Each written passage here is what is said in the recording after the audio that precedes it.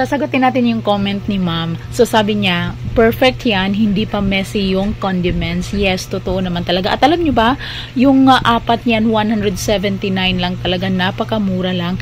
Maganda pa yung kanyang designs at yung mga color combinations, maganda at tamang-tama lang din yung kanyang laki. At sealed talaga yan, so sure tayo na fresh yung ating mga panimpla. So, hindi siya mapapanis or magi-expire. O, diba? So, kung gusto niyo yan, may link dyan sa baba para maka-order kayo. Mabilis lang din talaga ang delivery.